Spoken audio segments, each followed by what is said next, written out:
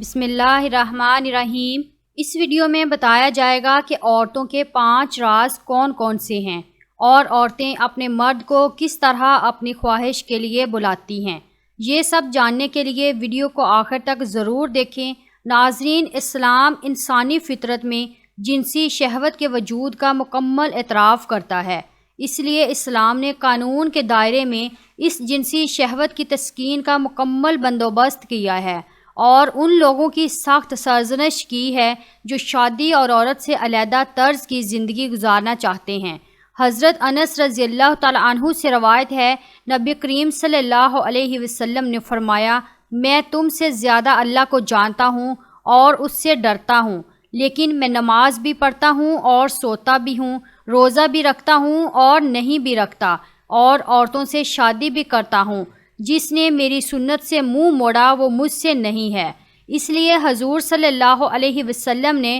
متعدد حدیث میں اپنی امت کو شادی کی ترغیب دی ہے اور فرماتے تھے کہ اس دنیا میں سے 2 چیزیں مجھے نہایت محبوب ہیں، عورت اور خوشبو۔ شادی کے بعد اسلام نے شوہر اور بیوی دونوں کو اس بات کا حق دیا ہے کہ وہ اپنی جنسی خواہشوں اور شہوتوں کی تسکین کا انتظام اپنی مرضی کے مطابق کر سکتے ہیں۔ اس سے بھی بڑھ کر اسلام نے اس جنسی تسکین کو عبادت اور عمل خیر سے تعبیر کیا ہے۔ مسلم شریف کی حدیث ہے کہ صحابہ کرام رضوان اللہ عنہم اجمعین نے حضور صلی اللہ علیہ وسلم سے دریافت کیا کہ اللہ کے رسول صلی اللہ علیہ وسلم، شوہر اپنی بیوی کے ساتھ جماع کرتا ہے، کیا اس پر اسے اجر ملے گا؟ آپ صلی اللہ علیہ وسلم نے فرمایا کہ کیوں نہیں، ذرا سوچو کہ اگر اس نے اپنی بیوی کے علاوہ کسی دوسری عورت کے ساتھ یہی کام کیا ہوتا تو کیا اسے گناہ نہ ہوتا؟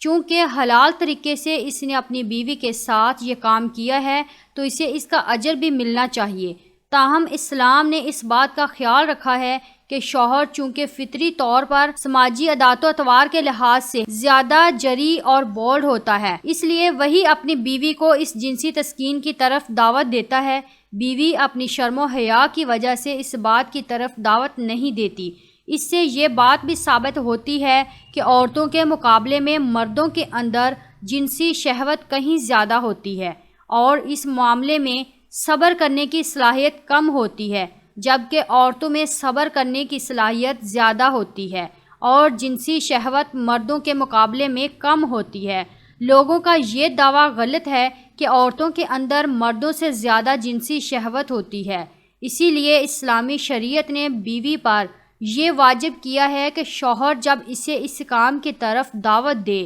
تو وہ انکار نہ کرے۔ حدیث مبارکہ ہے، جب کوئی شخص اپنی بیوی کو اپنی اس ضرورت کے لیے بلائے تو بیوی کو اس کے پاس جانا چاہیے، چاہے وہ چولہے پر کھانا پکا رہی ہو، اور انکار کرنے کی صورت میں فرشتے اس پر لعنت کرتے ہیں۔ جیسا کہ حدیث میں ہے، جب کوئی شخص اپنی بیوی کو بستر کی طرف بلائے اور بیوی آنے سے انکار کر دے اور شوہر اس سے ناراض ہو کر رات گزارے تو صبح تک فرشتے اس بیوی پر لعنت بھیجتے رہتے ہیں۔ یہ کہ اس انکار کی واقعی کوئی معقول وجہ ہو، مثلا بیماری ہو یا بہت زیادہ تھکاوٹ ہو یا کوئی شرعی رکاوٹ ہو وغیرہ، اس جنسی شہوت کی خاطر اسلام نے بیوی پر یہ فرض کیا ہے کہ وہ نفلی روزہ اپنے شوہر کی اجازت کے بغیر نہ رکھے۔ حدیث نبوی صلی اللہ علیہ وسلم ہے، عورت کوئی نفلی روزہ نہ رکھے جب کہ اس کا شوہر موجود ہو مگر اس کی اجازت سے۔ اسلام نے ایک طرف شوہروں کی شہوانی قوت کا خیال کیا ہے اور اس کی تسکین کے وسائل مہیا کیے ہیں، تو دوسری طرف عورتوں کی شہوانی قوت کو بھی نظر انداز نہیں کیا ہے اور اس کی تسکین کا سامان کیا ہے۔ اسی لیے آپ صلی اللہ علیہ وسلم نے عبداللہ بن عمر رضی اللہ تعالیٰ عنہ سے، جو کہ عام طور پر دن میں روزہ رکھتے تھے اور راتیں تہجد کے نوافل میں گزار دیتے تھے، فرمایا، تم پر تمہارے بدن کا بھی حق ہے اور تم پر تمہارے گھر والوں کا بھی حق ہے۔ اس لیے علماء کرام نے شوہروں کو ہدایت کی ہے کہ بیویوں کی جنسی تسکین کا پورا خیال رکھیں، انہیں صرف اپنی جنسی تسکین سے غرض نہ ہو بلکہ اپنی بیوی کی خواہشوں کو بھی مد نظر رکھیں۔ امام غزالی رحمۃ اللہ علیہ نے لکھا ہے کہ شوہر کو چاہیے کہ ہر چوتھی رات اپنی بیوی سے مباشرت کرے۔ بیوی کو خیال کرتے ہوئے وہ اس مدت میں کمی بیشی بھی کر سکتا ہے۔ حدیث میں ہے کہ جماع سے قبل بیوی کے ساتھ چھیڑ چھاڑ اور بوسے بازی ہونی چاہیے۔ پہلے دونوں کے درمیان پیغام رسانی ہونی چاہیے۔ پوچھا گیا کہ پیغام رسانی کا کیا مطلب؟ یا رسول اللہ، آپ صلی اللہ علیہ وسلم نے فرمایا، بوسے بازی اور محبت بری بات چیت۔ اس حدیث میں آگے مرد کی 3 کمزوریوں کی طرف اشارہ کرتے ہوئے ایک کمزوری یہ بتائی کہ مرد اپنی بیوی کے پاس جائے اور بات چیت اور الفت و محبت کے اظہار سے قبل اپنی بیوی سے جماع کرے، اپنی ضرورت پوری کر لے اور بیوی کو یوں ہی چھوڑ کر چلتا ہے۔ قرآن نے بھی 2 مقامات پر زوجین کے مابین جنسی تعلقات کا تذکرہ نہایت ہی لطیف اور بلیغ انداز میں کیا گیا ہے۔ پہلا تذکرہ سورۃ بقرہ میں ہے، تمہارے لیے روزوں کے زمانے میں راتوں کو اپنی بیویوں کے پاس جانا حلال کر دیا گیا ہے، وہ تمہارے لیے لباس ہیں اور تم ان کے لیے لباس ہو۔ اس آیت میں میاں بیوی کو ایک دوسرے کے لیے لباس قرار دیا گیا ہے۔ کتنی شاندار اور کیسی مبنی بر حقیقت تعبیر ہے۔ حقیقت یہ ہے کہ شوہر اور بیوی ایک دوسرے کے لیے لباس کی مانند ہیں کہ لباس ستر پوشی کا کام بھی دیتا ہے، سردی گرمی سے بچاتا ہے، بدن سے چپکا بھی ہوتا ہے اور باعث زینت و زبائش بھی ہوتا ہے۔ دوسرا تذکرہ سورۃ بقرہ میں ہے، تمہاری عورتیں تمہارے لیے کھیتیاں ہیں، تمہیں اختیار ہے جس طرح چاہو اپنی کھیتی میں جاؤ۔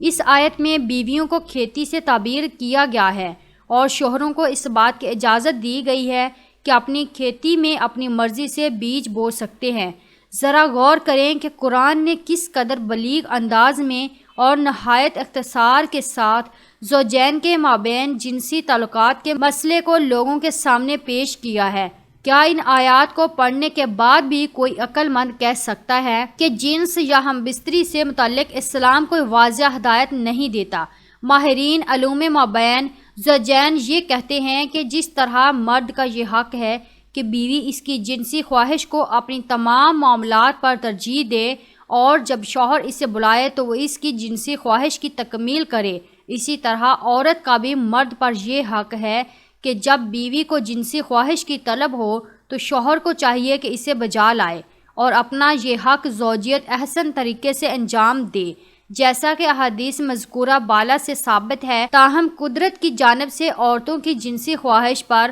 شرم و حیا کا پردہ ڈالا گیا ہے اور وہ کھل کر اپنے شوہر سے اپنی اس خواہش کا اظہار نہیں کرتی۔ ماہرین کے مطابق عورتیں چند علامات کے ذریعے سے اپنی اس خواہش کا اظہار کرتی ہیں، لہٰذا شوہر کو چاہیے کہ جب بھی بیوی میں یہ 5 علامات ظاہر ہوں تو فوراً سمجھ جائے کہ وہ اس سے اپنی جنسی خواہش کا اظہار کر رہی ہے۔ نمبر 1، جس روز بیوی معمول سے بڑھ کر بناؤ سنگار کر کے اپنے شوہر کے سامنے جائے تو یہ اس بات کی علامت ہے کہ وہ اپنے شوہر کی توجہ حاصل کرنا چاہتی ہے، اور جب شوہر یہ بات نوٹ کرے کہ بیوی آج معمول سے بڑھ کر حسین و جمیل لگ رہی ہے تو اسے بیوی کی جانب ضرور توجہ دینی چاہیے اور کوشش کرنی چاہیے کہ وہ اس روز معمول کے کاموں سے جلد فراغت پا کر اپنی بیوی کے پاس بیٹھے اور اس سے خوش کلامی میں مشغول ہو۔ نمبر 2، ماہرین کہتے ہیں کہ بعض خواتین مرد کے سامنے اپنی زبان سے جنسی خواہش کا اظہار کرنے کی بجائے اپنے بالوں سے کھیلنے لگتی ہیں۔ شوہر کے سامنے بیٹھے بیٹھے وہ اپنے بالوں کو کھلا چھوڑ دے گی اور بار بار اپنے بالوں میں اپنی انگلیاں چلائے گی یا اپنی انگلیوں کی مدد سے بالوں کی لٹوں کو گھمائے گی، تو عورت کا یہ عمل بھی اس بات کی جانب اشارہ ہے کہ وہ اپنے شوہر کی توجہ حاصل کرنا چاہتی ہے۔ نمبر 3، تیسری اور واضح علامت ہے کہ وہ شوہر کے جسم کے مختلف حصوں کو ہاتھ لگائے گی، یعنی وہ اپنے شوہر کے پاس بیٹھے ہوئے کبھی اس کے گالوں، کانوں، بالوں اور کمر یا کونیوں وغیرہ کو چھوئے گی، تو یہ بھی اس بات کی جانب اشارہ ہے۔ لیکن یاد رکھیں کہ یہ علامت ہر عورت میں نہیں پائی جاتی، کیونکہ بہت سی عورتیں بے حد شرمیلی ہوتی ہیں اور وہ اپنے شوہر کے جسم کے حصوں کو چھونے میں شرم و حیا محسوس کرتی ہیں اور کبھی بھی اس عمل کے لیے پہل نہیں کرتی۔ نمبر 4، چوتھی اور واضح علامت یہ ہے کہ اس کی آواز میں نرمی اور سریلا پن پیدا ہو جاتا ہے،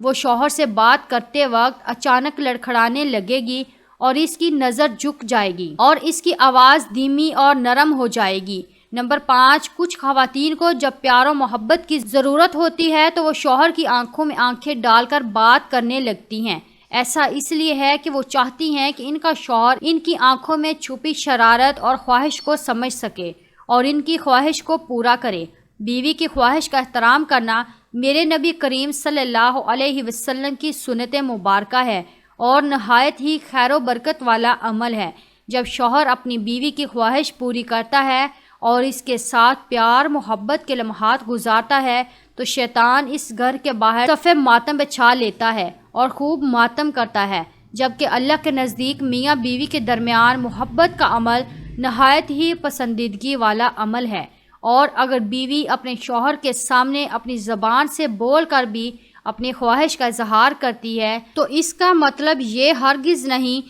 کہ وہ بے حیا اور بے شرم ہے، بلکہ وہ ایک جائز اور حلال کام کی خواہش حلال اور جائز طریقے سے کر رہی ہے۔ اور یاد رکھیں کہ عظیم شوہر ہی اپنی بیویوں کو عزت دیتے ہیں، جیسا کہ حدیث مبارکہ ہے، رسول اللہ صلی اللہ علیہ وسلم خیبر سے مدینہ واپس آتے ہوئے سیدہ صفیہ رضی اللہ تعالی عنہا کے ساتھ اونٹ پر سوار تھے۔ جب سیدہ صفیہ اونٹ پر سواری کا ارادہ کرتی تو رسول اللہ صلی اللہ علیہ وسلم اس طرح اونٹ کے پاس بیٹھ جاتے کہ اپنا گھٹنا مبارک کھڑا کر لیتے اور سیدہ صفیہ رضی اللہ تعالی عنہا اپنا پاؤں رسول اللہ صلی اللہ علیہ وسلم کے مبارک گھٹنے پر رکھ کر اونٹ پر سوار ہو جاتی۔ صحیح بخاری۔ اللہ عز و جل سے دعا ہے کہ ہمیں دین اسلام کو صحیح طریقے سے سمجھنے اور اس پر عمل کرنے کی طاقت اور توفیق عطا فرمائے، آمین یا رب العالمین۔